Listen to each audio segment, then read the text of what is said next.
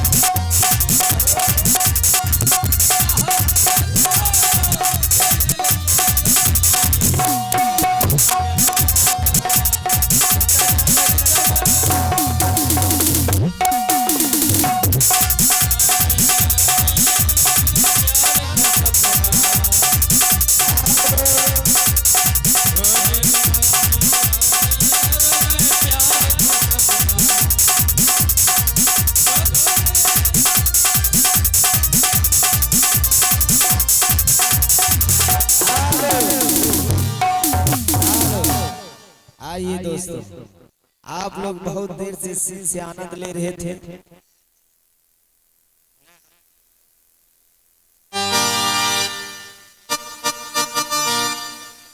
अहो अगला का अल्लाह हो भैया जी,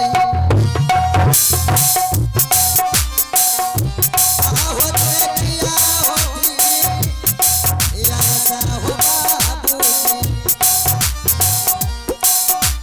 देखिया हो आगा होगा आयो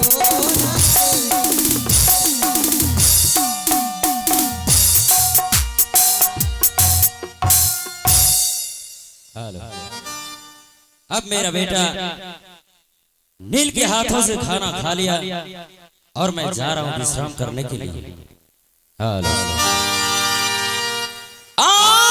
बैठी जवा करिए हो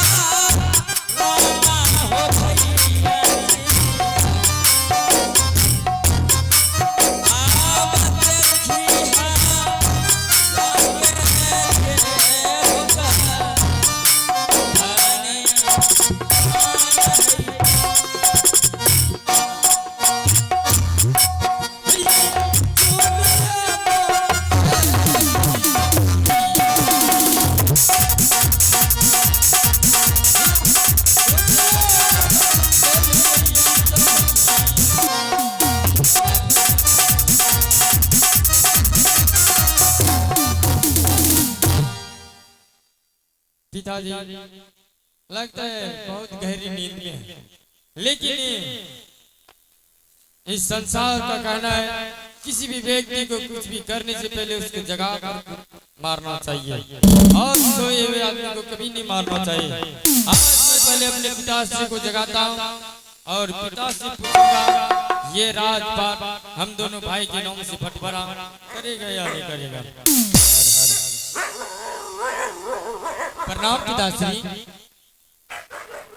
प्रणाम पिताश्री, प्रणाम पिताश्री।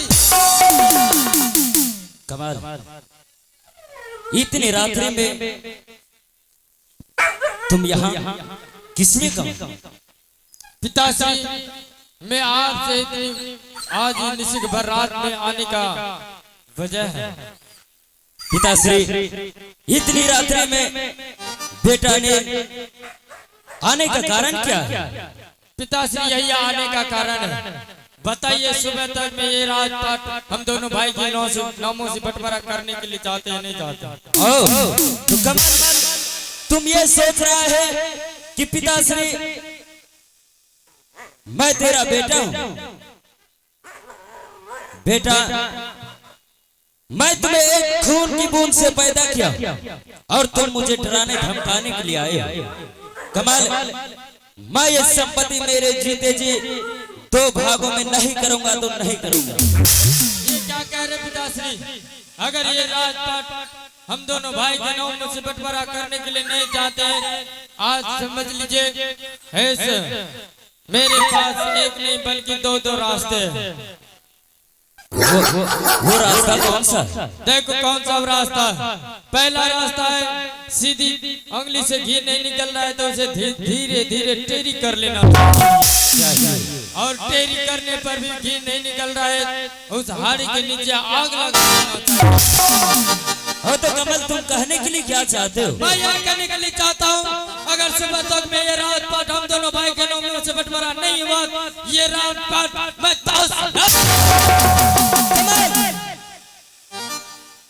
मैं कहा ना मैं ये संपत्ति 2 भागों में नहीं बांटूंगा तो नहीं बांटूंगा। तुम ये राजपाट बांटने से इनकार है तुम मरने के लिए तैयार। कमाल, जिस हाथों से तुमने अपना पिता का कॉलर पकड़ा है हरामजादा, उसी हाथ में तुम्हें कुष्ठ रोग हो जाएगा, दर्द की ठोकरें खाओगे। देखो पिताश्री और माता जी 2 ये ईश्वर भगवान नहीं होते। आप तो मेरे पिताश्री हैं और पिताजी का आशीर्वाद हानि श्राप नहीं लगता है और आप मरने के लिए तैयार हो। मैया है दुर्गा सरग सती माँ